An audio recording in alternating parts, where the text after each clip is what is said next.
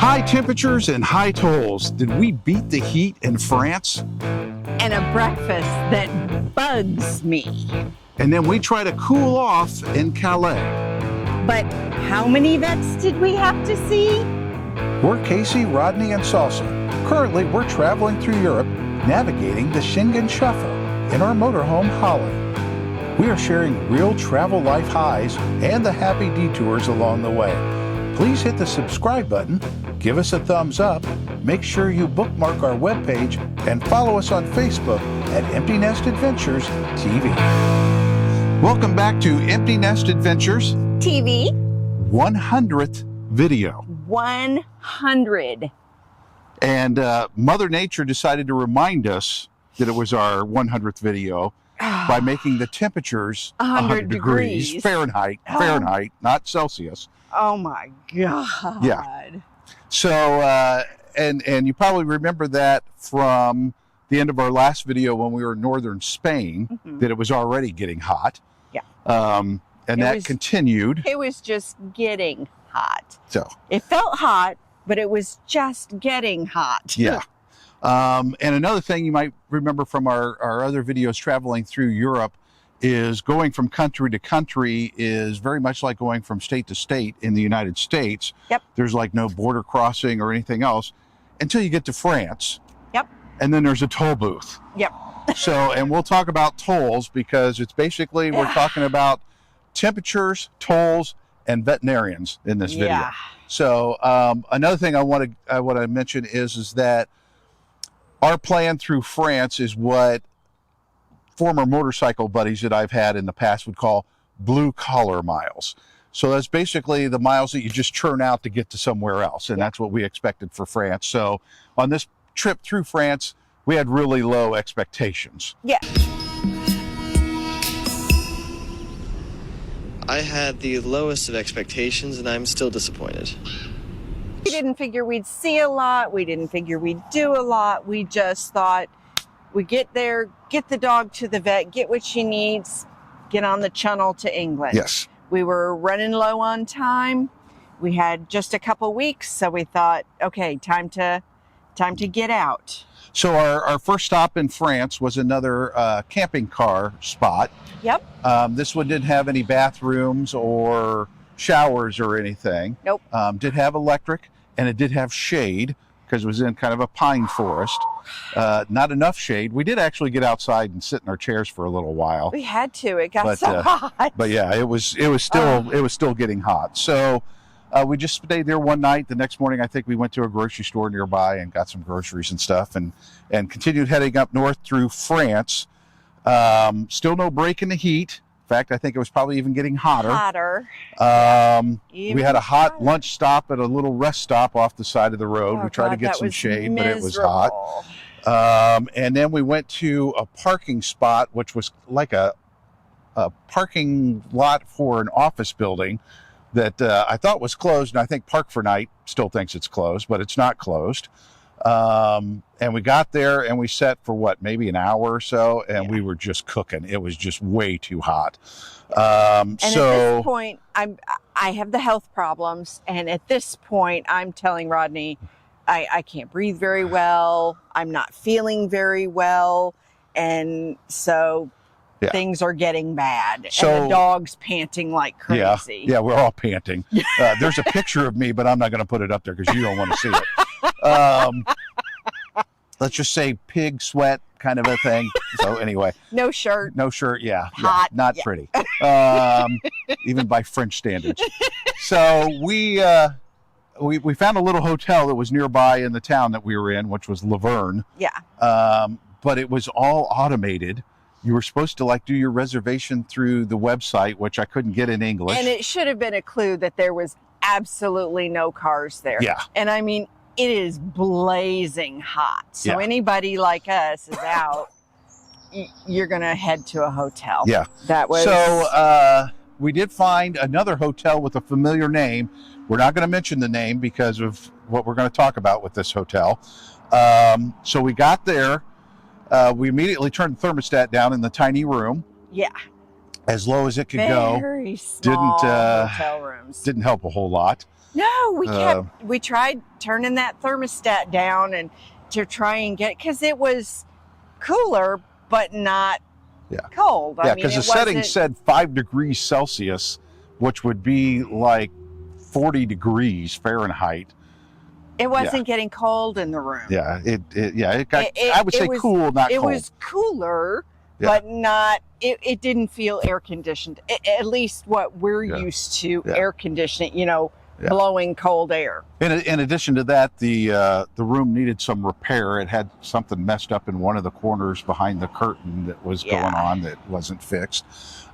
We did take showers. That helped cool us off a little bit, but it was like I couldn't get the hot water to work at first and that kind of thing. So, but it was a cold shower and I was so hot. With an ice rink for a floor, I think, because I had to hold on to the grab bar the entire time I was in there. So that wasn't great. Yeah, so we weren't thrilled with this. So we got cool enough that we actually could sleep, because we were probably just completely drained from the heat and everything else. I think we went to bed at 4 or 5 o'clock in the afternoon. Yeah. We were so tired. And something that you liked was that breakfast was included, so you didn't have to make breakfast the next morning. Before that, the dog was so hot. She slept. She scooted herself on the floor, and they were tile floors. They're not. It was a concrete floor there in bed. They're not carpeted. She scooted herself all the way under the bed and laid out on her stomach. It was hilarious. Yeah. So back to breakfast, because you were thankful that you didn't have to make breakfast the next morning in the hot camper. Don't have to make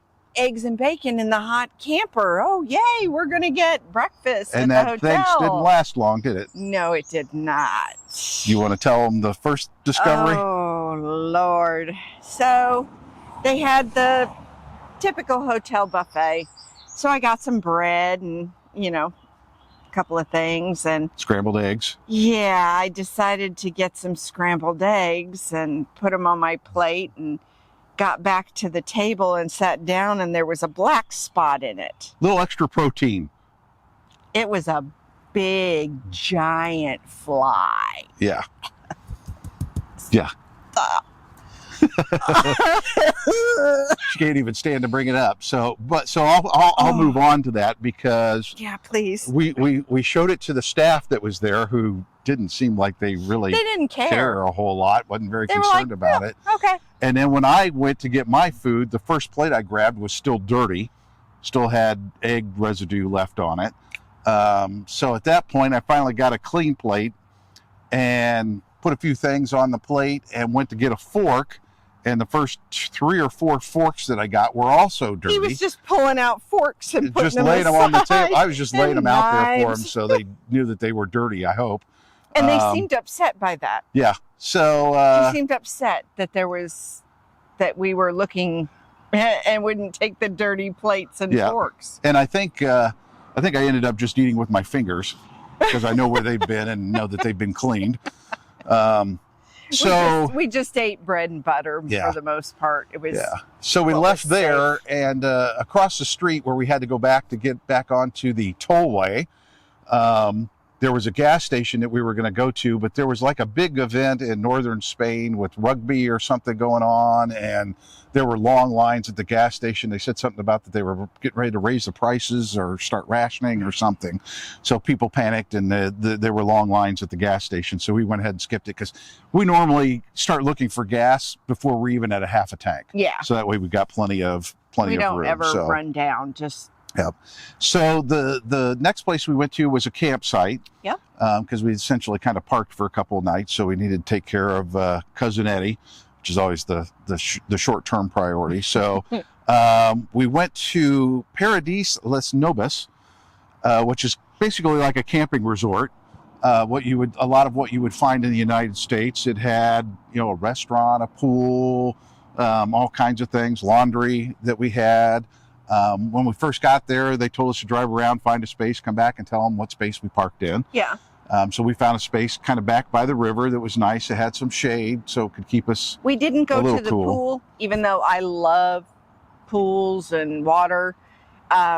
It was in the blazing sun. Yeah. It was hot. Plus, the French have a rule that you can't wear like loose shorts. Oh, yeah. So This is fun. and they have vending machines where men can buy Speedos to go swimming in the pool. And I didn't buy one. You're not going to see a picture and you're not going to see any video of it. So he wouldn't go because he yeah, said there's absolutely no way I'm wearing a Speedo. It's going to be as bad as the bug and the scrambled eggs. All right. Let's just put it that way. We clarified his swim trunks are not allowed. Yep. We don't know why, but they're not allowed. Yeah. He had to have one of the small swim So, but we did do laundry. So we got laundry done. We got our services done. We did have dinner out while we were there. Yes.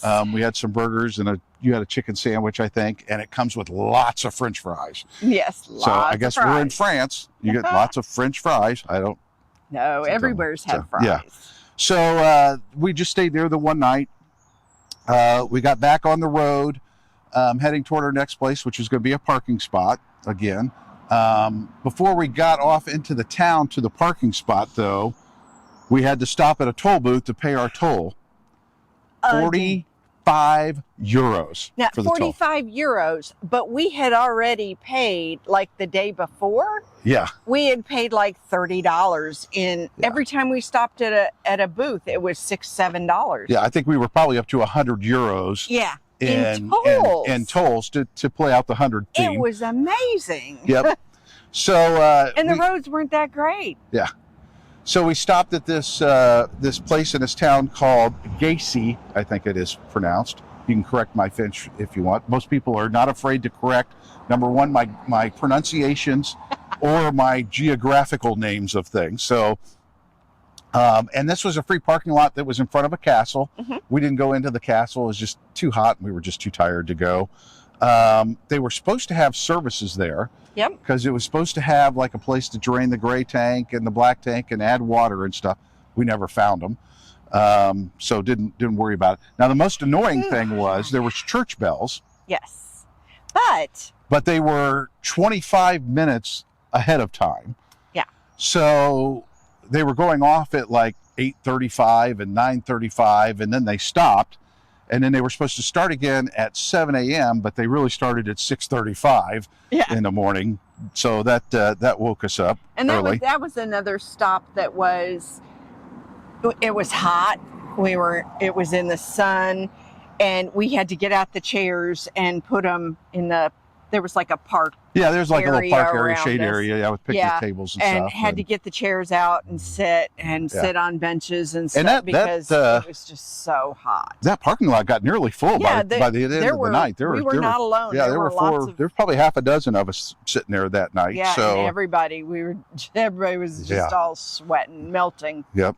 So on our way out of that town, we stopped at another grocery store and then a little gas station area, and we got our French bottle of gas. Yep. So we've got that, and it's a larger bottle, so we should get over a month out of that bottle. And we decided after that 45 euro sting to kind of stay off the toll roads and stay on what I guess would be their secondary roads or something like that. Most of them are just 2-lane roads. Now here at this time, we had thought that we had planned enough ahead between the dog vet visit and leaving that we had plenty of time. Yeah. You'll find out. Yeah. So we didn't bother going on those. And some of those roads, they were tree lined, so we would get some shade and you could feel it while we were driving. No air conditioning in the camper. So, you get a little bit of shade. You feel the cold air. Lots of roundabouts on the way up there. So that's kind of par for the course. So, so then we pulled into another camping car spot. Mm-hmm. And this was Neufchâtel-en-Bray. Okay. So maybe. French people, correct me if I'm wrong. So, and this was a pretty popular spot for campers because we got there at like 3 o'clock or so in the afternoon, our normal time. There was only 4 spots left. Yep. So we got our spot there, really nice. They were marked off with hedges, had a nice concrete place to park on and place to extend the awning. I mean, we put out the awning and the chairs and everything. Yeah. And this one had bathrooms that were pretty nice and showers. I think we took showers while we were there. Yep. And went to the bathroom. So I've met a nice English couple while we were there too as well. So Then our next one was basically our last leg, and Calais is where the shuttle or the Eurotunnel or the Shuttle or whatever you want to call it. We grew up having it called, when they were building it, the Channel. Yeah. It's going to be this big tunnel that goes from France to England. Yeah. And the French call it Les Shuttle. Les Shuttle, yeah. And the English call it... I think they call it just the Eurotunnel, don't they? Yeah, the Eurotunnel. Yeah. So we were going to sit there, and Calais was supposed to be cooler. Yeah. Which it was a little bit, but it wasn't, all that much noticeable. It wasn't hotter. Let's just say that. Yeah. So, and driving on the highway to get there was still hot, but we did see lots of poppies. We saw some nice valleys to go into, and we could actually start seeing the ocean, the sea from there, so we could see the water. That kind of helps make you feel a little cooler a little bit. So we made our way through Calais into the next camping car spot. We don't get any promotion from them or anything. It's just that we found that they were nice, consistent places to stay. Yeah. This one had like 102 spaces. Yeah. Because it's kind of like a parking lot. Had electric everywhere, no bathrooms or anything like that. But it was very convenient to the next part of our Les Misérables trip through France. It was close to a veterinarian. And we're going to keep count because this is veterinarian number 1. So we got up the next morning. We went to that first vet. Yep. And discovered that when we originally did the USDA paperwork, we had selected going to the EU, but not going to the UK. Yes. And the UK is not part of the EU anymore. Put that third country on there. Yes. Yes. Yes. So that vet couldn't help us. And I guess, I don't know, in frustration of not being able to help us, decided to send us on a wild goose chase. And mind you, we don't speak any French. Yes. They don't really like to speak English. Yeah. So she gave us... She gave us the phone number for something called the DDPP. Yes. Which is the French government. Kind of USDA. Yeah, kind USDA of thing, yeah. kind of French style. Yeah. And when I called that number, nobody spoke English. Yeah. So we decided to drive there. Yeah. Which the vet said we had to anyway, which was about an hour away. So we drove there. I dropped you off at the office. You went in. Yep. And I drove around town. Not much parking spots. Because there wasn't any parking spots for Holly. So I found a place to park kind of around the corner or 2 corners or whatever. The dog and I go in, and I didn't. They won't let us pass the front desk because we don't have an appointment. Yeah. I tried to explain we couldn't get an appointment because nobody speaks English. They gave me a paper in English telling me to go to a website. Yeah. Now, mind you, we're starting to tick down days now. Yes. Getting a little nervous. Yeah. We're still okay because we got there a few days earlier than what we had planned. So we still probably had 9 or 10 days at this point. So we decided that the next closest place was another camping car spot, which was in worked out really nice. Yeah. Which was about 20 kilometers or so south of where Aris was, which is where the DDPP was. So we thought we would go down there and try to get the work done, and then when we needed to, we could just go back to Aris and then back to Calais all in one stretch. And it would be so easy. We thought, okay, we're going to get this paperwork done and so do it online and we'll be good. Yeah, we got the paperwork done, and we decided there was a vet not too far away. Hang on. What? All you have to do for the paperwork is you're supposed to send them a copy of your paperwork, send them a copy of your passport, and tell them what you need. Yeah. So I did that. And you are supposed to be guaranteed to get a response back between 24 and 48 hours. Business days. No, hours. 24, hours, yeah. Yeah. So we were most of the way through the 48 hours, and we noticed that there was a vet close by. Yes. So we went to visit them, and they were very, very helpful. They were wonderful. Didn't really know what we were trying to do because they're so far inland. They don't get a lot of people who are touring or traveling or trying to go on the shuttle. Yeah, trying to go on the shuttle. So they did the best that they could. Yeah. They made a lot of contact with the DDPP to try to get things going because they had a different number that they could call that they would actually answer. Yeah. And the DDPP had sent me an email back finally, like 5 days later, saying they had to send it to Paris because they weren't sure what to do. Yeah. So we're sitting there in the camping spot, and we were there for a number of days. It gave us a little insight into some French culture, because it was right next to a playground, and then on the other side of that was like a small soccer football area that they call. And it was interesting because, the kids playing and stuff like that doesn't bother us. That's, no. It kind of gives you a little energy or something like that. But all at once, it would be completely quiet, and I'd look out there, and the whole area was empty. And it was like lunchtime. It was like noon. Yeah, it'd be that way for like 2 hours, and then they would come back for a couple hours, and it was just interesting how they really shut down. They ran it at noon for a couple of hours. They do the whole lunch and nap and thing, and everything just shuts down. Yeah. So after we sat there that long, we decided we had been waiting there way too long. And they weren't really getting anything done. So we were going to go back to Calais and try another vet to get the correct paperwork.